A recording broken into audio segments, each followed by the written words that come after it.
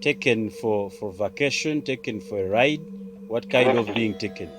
I asked the same question, and I was told that they were taken by a drone, UBE 105R, and on look happened to mark the number plate, and that they were SFC uniformed soldiers, 3 in number, and 2 non-uniformed, all armed.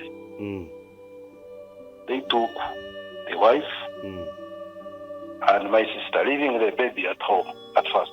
And he called again, few minutes, and warned, if you do not want to appear here, I am going to put your family in prison, and I will go back home and pick the baby and bring him here also. I said, are you a policeman or you a terrorist? Did they pick your son? As far as I came to know, because that was the last communication. As far as I would come to know later, even the son was picked. You suspect the intention behind is I don't know what to call it. So extortion. Extortion.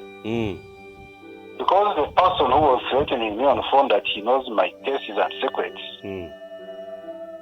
we were having a disagreement on financial issues. And given the composition of the crew that abducted my family, I know them as extortionists. In their real life, in their professional life, it was hiding under the regalia of the government, that is a Special Force Command, with a liaison base at Entebbe CPS. Entebbe CPS has a liaison officer from the SFC. Media Choice Television, its associate and affiliates may not be liable for views expressed on the show. Viewer discretion is advised. I don't know what language you prefer. I understand you know Luganda, and would you prefer to speak in English? I would prefer to speak English for clarity or from my side.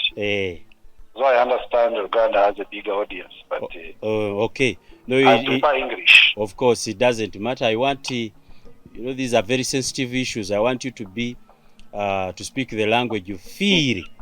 Exactly. That will bring out exactly what you want to tell us. So I want to tell people that this is a very, very important call from someone in hiding. True. Depending on the few things that I know, is hiding somewhere in Kenya. Not exactly, I can't locate the latitudes and the longitudinal location of someone. Yes, please. I don't want you to assume that I'm laughing at you in the first place. No. But Uganda, this situation is as well funny, but very important. Kindly introduce yourself to me, and we begin. My name is Brighton. I'm Ugandan, and I'm an engineer. I'm an architect by profession. You are an architect by profession. Did you study architecture, or you just started and practiced? No, I studied architecture. Yes. Yes, I'm an architect by profession, not by induction. Are you a Ugandan born? Are you a Kenyan born? Are you a Rwandese born? You're born where? I'm a Ugandan. I'm a Ugandan born. I'm a Ugandan by birth, not by any other means of nationality. So you're surely Ugandan. Where were you born? I'm born in Mbarara district, the Greater Mbarara by then. Yes, please. Okay. Now I understand. I would like to tell the public that the person we are talking with is a Ugandan. This Ugandan his situation seems to suggest that he's a fugitive. A person who went to school, who studied, who is educated in one of the most important professions in this country, the country can produce, is a fugitive. And we are yet to discuss his situation. I want to show people some video that they should know. There is a small video that I'm showing you right now of a young lady who graduated at some time that you are yet to establish, and he arrived at the graduation ceremony in the helicopter. Meanwhile, as we talk, we don't know his whereabouts. The picture you're seeing is blurred because of protection of the kids, the rights of the children, but the person who is held there as a child is a son to the person we are talking to on phone. And the person we are talking to is a fugitive. He's not in Uganda, he's in hiding. And that's what you are yet to understand. Tell me, have you been practicing? Have you been, how have you spent your time? Have you all the time been in Uganda? Let me know how you have been and how, before we go to why you have landed there, the situation you're in right now. Okay, of most of my post-school life, I have lived and practiced in the Republic of Rwanda as an architect in the Ministry of Defense. I came back around 2019 to do some further studies at Cavendish University. So I'm also a graduate of international relations and diplomacy. So when you finished with the engineering, yes, you got some work, but much of the time you were employed in Rwanda. Yes. I've been an architect in the Ministry of Defense. Ministry of Defense. Yes, in the Republic of Rwanda up to 2019. Yes. Then you came back for studies in international relations. Yes, I came to study international relations and diplomacy because I had not the work I was doing was not more engineering but also a bit social. So I came to do some further study. Okay, that now I know. Now I want to tell people still again as these events unfold. Yes, please. The person you're listening to first is in a situation, how do I call it? Hiding, fugitive, what? Let's start there. Why is this situation? How did it start? And how did you land how did you land yourself and your family in such a situation? Let's start there. This situation started on 23rd October 2023. I was in a retreat in one of the hotels in Kampala, particularly Teak Hotel. Teak Hotel, this big hotel in Kawempe. In Kawempe. I know. I had spent there 4 days out of the planned 14 days. Only to receive a phone call from the manager of my apartment in Entebbe that my family has been taken. Taken for vacation, taken for a ride? What kind of being taken? I asked the same question and I was told that they were taken by a drone, UBE 105R, and on look happened to mark the number plate, and that they were SFC uniformed soldiers, 3 in number, and 2 non-uniformed, all armed. They took the wife and my sister, leaving the baby at home at first. I got off the phone and tried to call Madame's numbers.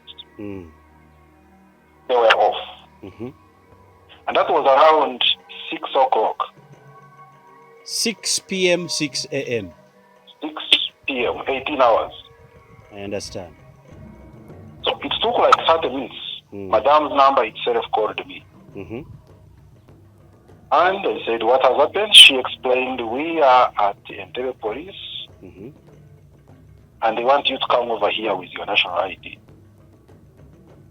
Did you have business at Entebbe police? No, not any business. These people who called you, did they tell you why you were summoned at police? I immediately asked the lady to hand me over the policeman he's with, if at all he's at police.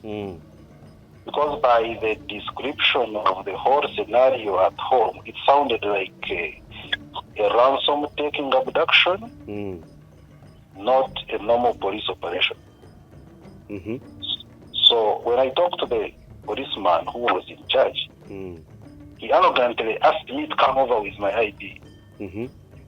I asked him, do you want me or you want the people you have taken? Mm-hmm. He said, your wife is having a phone Mm-hmm.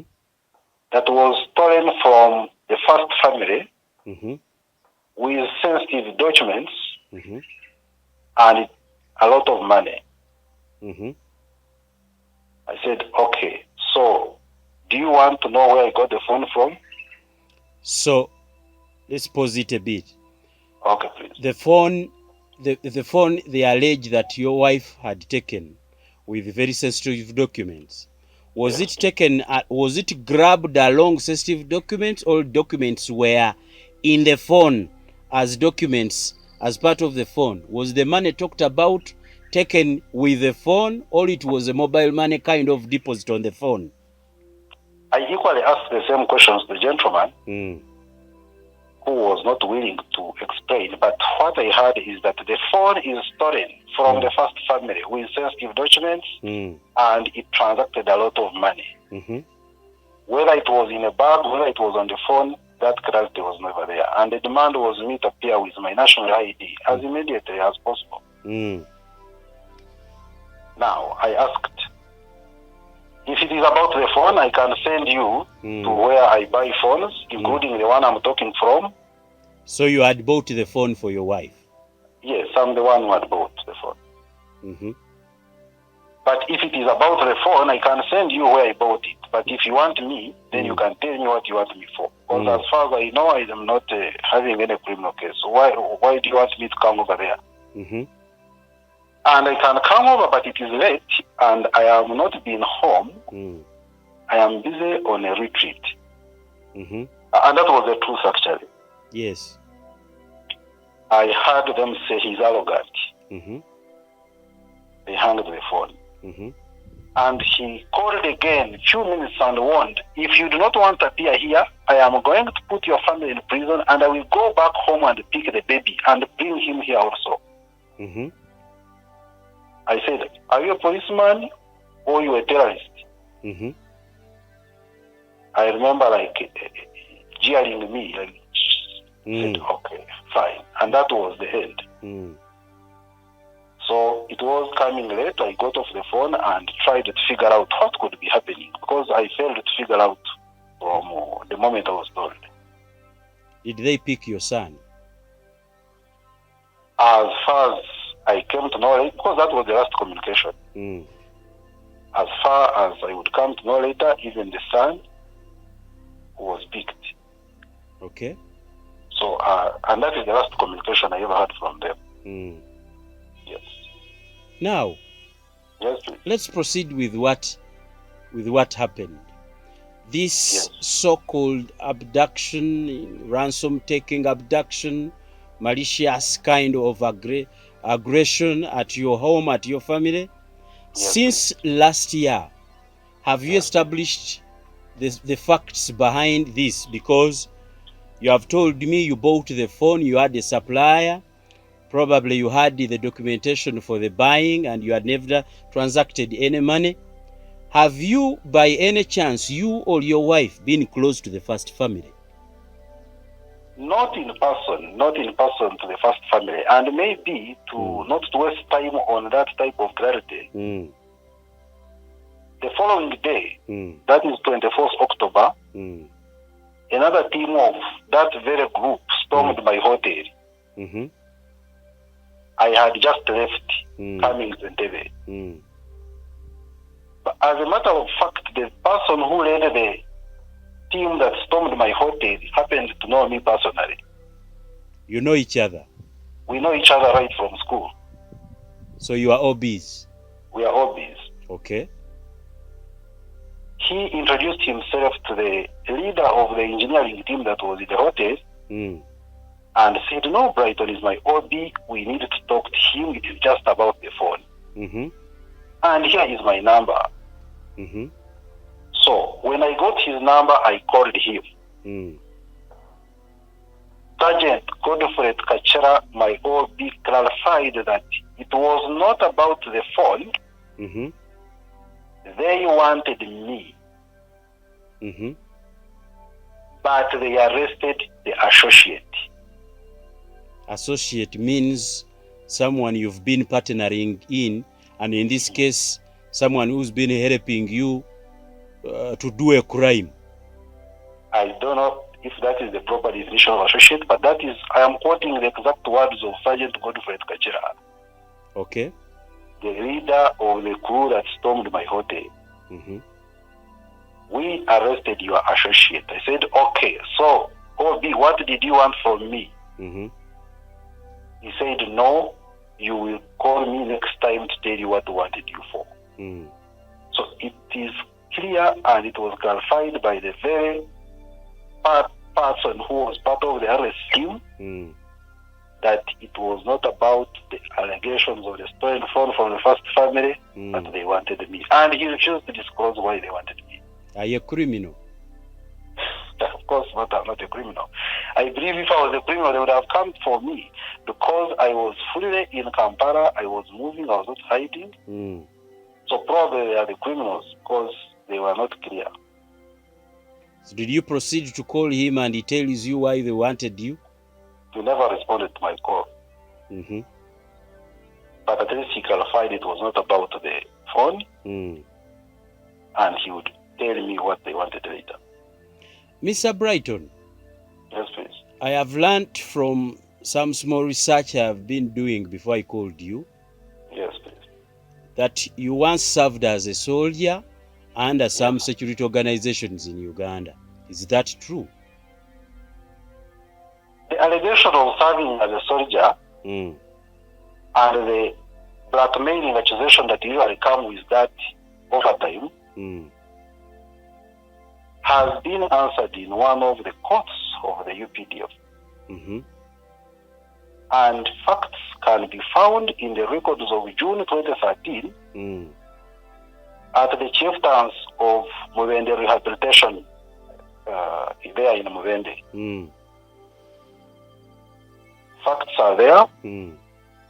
The people who presided over the court are still serving officers. Some of them, others have retired. I can distinguish and mention even name by names, because it's not a secret. Major Wise from Tamba. He's around. I think now he's in Masaka. The chairman of the court was Major Wijiri. I'm not sure if he's alive, but he was there. The prosecutor was the then second lieutenant of CNJ. So you're saying in summary, you're not a serving member of the UPDF? No. And why were you being arraigned in this court? Was it about... There has been the allegation of deserting UPDF. And it has been used to blackmail me sometimes. And it was presided over in a court of the UPDF in Mubende in June 2013. But do you have any military training under the government of Uganda? I'm a cadre. You're a cadre? From Jankwanz. Okay, I leave it at that. So all these allegations were under the you were once court-martialed and you came out. Please, clearly. And I've been working with most of them here openly, and they know. Okay. Yes. Please. Now, there are allegations of espionage. Yes. Things relating to you being a Rwandan spy. You have told me at the beginning that you have worked with the Ministry of Defense as an engineer in Rwanda. But rumors say you are a Rwandan spy. How true are those allegations? Well, again, the allegations of espionage on Uganda for Rwanda have been there, and I have ever been even arrested over the same in 2018 April by the chieftains of military intelligence of Uganda. And again, the records under which I was acquitted are there in Mbuya Barracks at the headquarters of the chieftains of military intelligence. So in 2018 you were arrested over espionage by CMI, and then you are acquitted, and it is on record. it is clear on record the directors who were there in charge are around, Afande Kanto is around, and others. And I was arrested with that very lady they abducted in 2018, precisely April. So, in your knowledge, let's put aside being suspected over espionage and working with the Rwandan defense. Do you suspect maybe your hobbies or something? Before I go there, I think you have put it on record that you're not a Rwandan spy. I'm not a Rwandan spy, and I'm not anything close to criminal against the Republic of Uganda. Why do you think these people are pursuing you on the same grounds? Now, the time I have spent after refusing to turn up at police, I have made my own findings. First of all, there is one characteristic of most of these people who were behind the abduction of my family and my arrest, the attempted arrest. Most of them come from the same home district as me. You played together when you were young. And we have worked together for some time. And from what I discovered, one of them has ever threatened me on a phone call from Somalia that I know you, Muzahura, I understand you, I even know all your secrets, including your Rwandan cases at the CMI. That's not an allegation, it is a phone call from one of them. And that was in early May 2023. And I also have recordings of some of them talking, concocting a cocktail of all cases that could incriminate me, including that so-called Rwandan espionage case against Uganda. So, the reason behind that, I concluded it as extortion and sabotage. Probably over my personal progress, I don't know, because the whole meeting took place by the same people who have known each other for quite a while.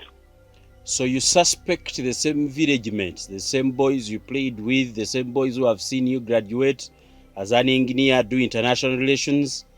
You suspect the intention behind is I don't know what to call it.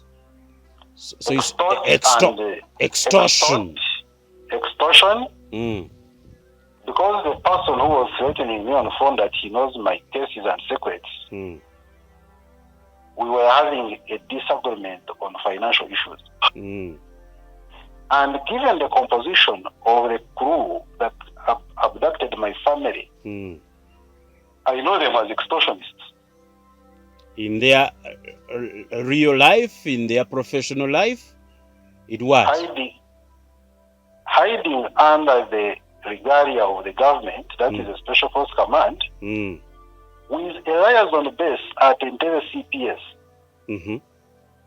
headed by Warrant Officer Class 2, Fred Tumusimbe, whom I also talked to. Sergeant Godfrey Kacha, whom I've told you about, and a group of others.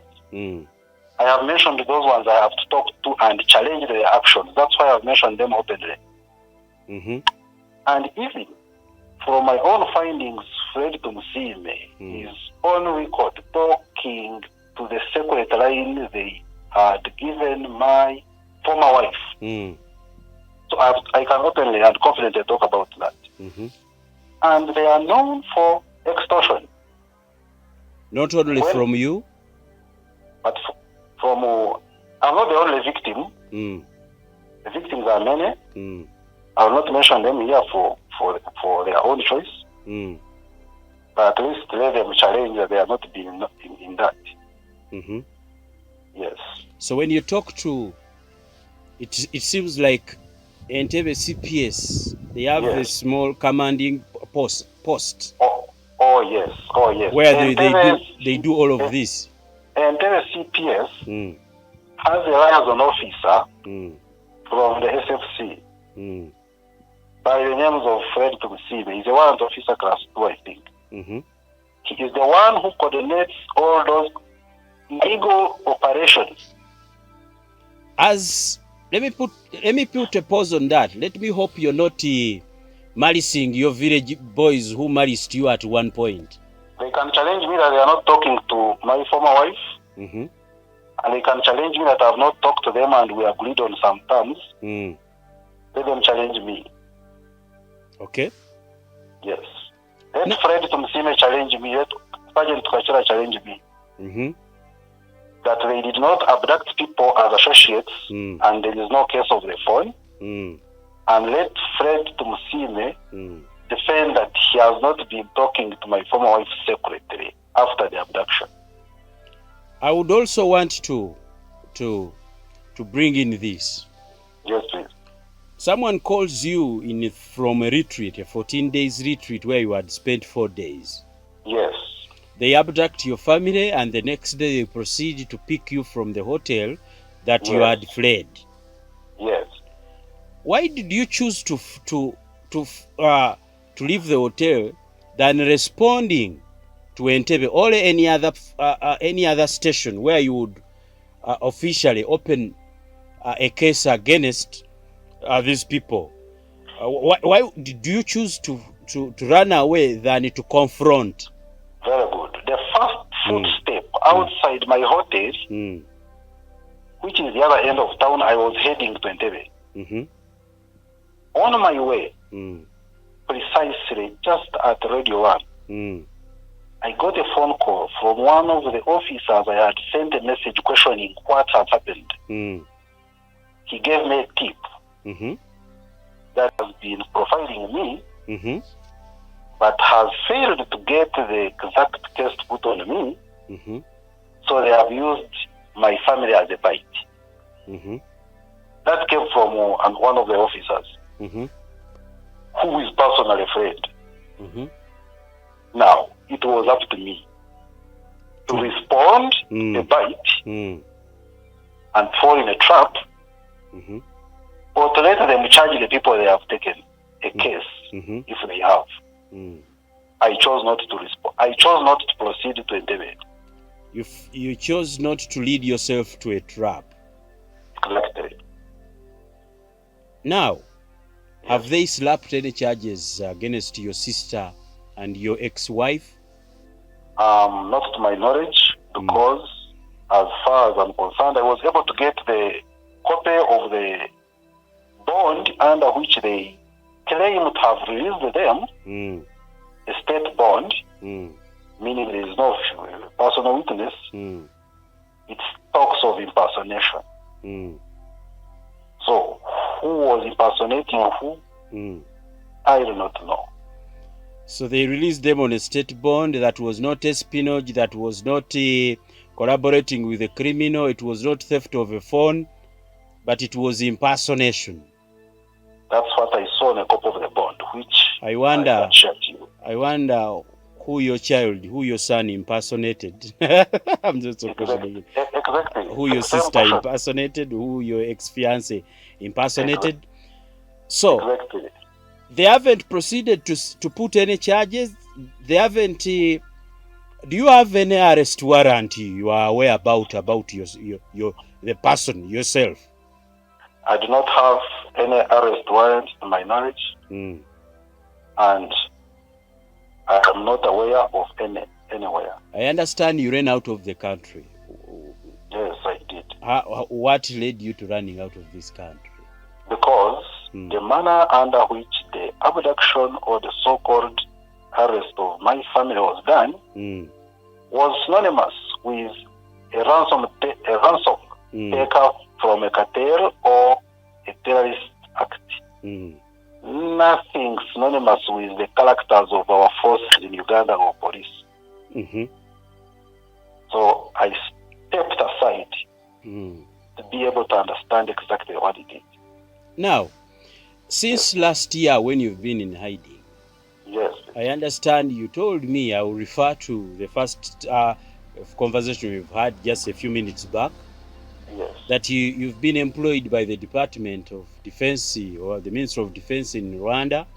Yes. Hasn't this hiding affected your work as an engineer or an international relations person?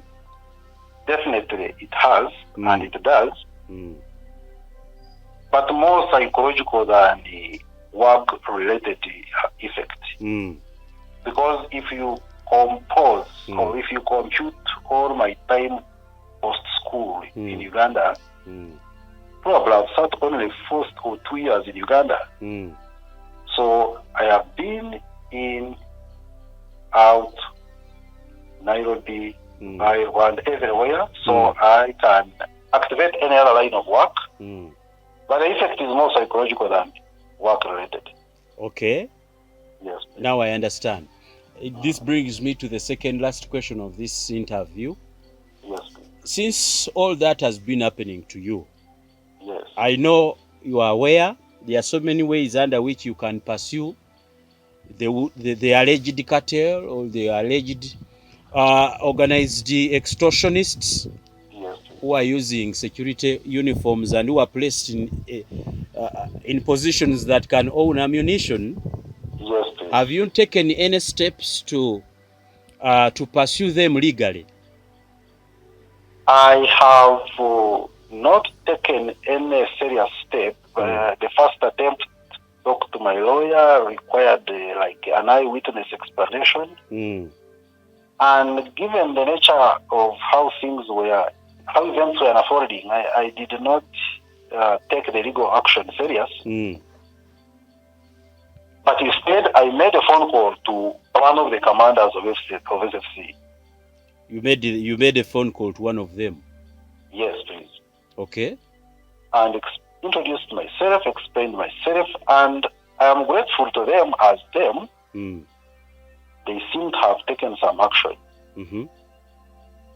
I cannot clarify which action, but at least given what we talked, they seemed to have taken some action. Yes, please. Did this kind of ghost assumption you're making about action they took, has it been of any impact to you and your abducted sister, your alleged abducted ex-fiancé and your son? Has it been important? Have it tried to resettle you to back to your normal life? No, it has not. But to be precise, I talked to the commander of SFC, and he assured me he's going to take action. Since I have not seen, much as I have not seen my family, but since I have not seen any pursuance on me, at least physically, I believed his word that he's taking action. He has taken some action, but it has not had any direct impact on me, on my stability. I have not seen my son since October 2023. So personally, I'm still in disarray psychologically like I was as at 23rd October 2023. You see, the media is called the fourth estate. Yes. Just because of the role it plays in the lives of people when other channels fail. Yes, please. I understand you know of at least a few channels in Uganda in the mainstream media that can pick attention in this form of, I think, an issue is happening to you, but it can be an issue of national importance. Yes, true. Have you reached out to any media and have you been helped by any? If you have? I reached to about 2 mainstream medias, both print and digital television media, precisely the NTV and the Monitor. Not by choice, but at least they are the contacts I could easily access. They just listened to me. I can confidently say for nothing. And when I followed up, what action have they taken about my story? They simply told me that they have failed to secure an appointment with the spokesman of the UPDF, and that they cannot say anything without hearing their side. Both the Monitor and the NTV characteristically behaved the same. Surprising or not surprising to me? You see, the essence of people who have a very large following, Yes, please. sometimes is based on the values and who is producing and what they are following as an institution. Yes, please. But at least at the level of listening to a citizen whose situation can be your situation anytime. Yes, true. As Media Choice Television, we took this initiative, not even minding whether there's been some action, but taking serious and very sensitive look at how disorganized your life as a citizen can be if we let this go. So I am very grateful for Media Choice to have taken this initiative, and I urge you, whoever could have taken action, know that anybody can be a victim. As for example, I'm aware, I'm not even the biggest victim. Some other officers within even the force themselves have been victims. I urge any media house to try to work in the interest of the people, because this is not directly government issues, but people, individuals operating under government institutions.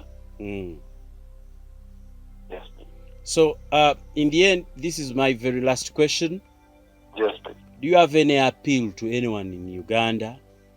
Do you have anyone you think, or any institution, or do you have any words you can send to anyone who can secure and restore your situation? Or what would you want actually to be done? What do you want to be done to make sure that you return to normalcy? I definitely urge you, the directorates or the heads of any of the forces in Uganda, the SFC, that is the Special Force Command, the Uganda Police, to try to uproot the criminal cartels operating under them, victimizing innocent citizens. Because nobody can know me better than myself. Of course.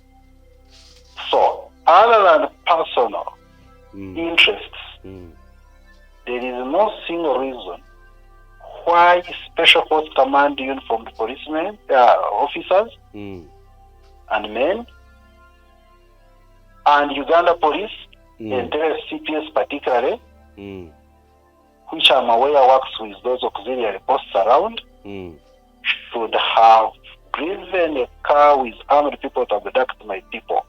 There is no whatsoever any reason they should have done that. Because I was freely moving around. Other than extortion or other than personal interests or malice and intrigue, they do not have any reason. You see, this may sound a little bit funny, but by Ugandan, as because I'm a Ugandan journalist and by Ugandan standards, don't you realize that your fiancé arrived at a graduation ceremony in a helicopter? This is something that is kind of unique and would attract extortionists. Well, having not been in the country for a while, I did not understand how my friend think. I flew my then fiancé in a helicopter strictly for convenience. And it was economical that way than the other way around. I know most people will not understand the arithmetic. But this helicopter flew from Kampala to Zimbabwe, where all my guests I was going to host for 3 days in a 4-star hotel in Kampala were coming from. A simple arithmetic should show that I saved. Hosting 100 people in a 4-star hotel in Kampala, and just risking or flying one guest from Kampala in 30 minutes to Zimbabwe. If you go into arithmetics, that is the cheapest. Of course. But unfortunately, it attracted a different story. You see, the arithmetic and the way people think in Uganda, sometimes they don't fall in bed. But at least you can understand when you tell us at the level of a university graduate, even at the level of if it had been done, I would also prefer it to be done to my daughter, who would have succeeded sometime, and it may have been a promise. Maybe when you make this, I do this. But now that was off topic. I realized that your situation is a very bad situation. I would not wish any Ugandan to be in such, or any human being living to be in such. And as well, I have learned from this conversation that since last year, there hasn't been any communication with your son. There hasn't been communication with your fiancé. I don't know their situation and your sister. And at least I regret not being able to talk to one of those commanders, because it would prolong the same situation on your side. And we, as Media Choice, we had given ourselves a task to at least be the voice of the concerns you were raising. I thank you very much. So meanwhile, I will take leave on this. I wish you well. If anything unfolds, please, I will not hesitate to find and call you. And if anything unfolds from this conversation, I would request you as well to inform on the same. Meanwhile, so I want to tell the viewers this has been Brighton, a Ugandan. With Ugandan situation, I may not want to repeat the same. You have heard, you have learned. I may close now. I'll see you then. If there are more episodes that I'll be bringing, maybe it will be possible. If they are not, take this on a serious note. I've recorded this in February 2024. Right for now, my name is Kanka Kapita. I'm the chief editor here. Bye for now. See you then.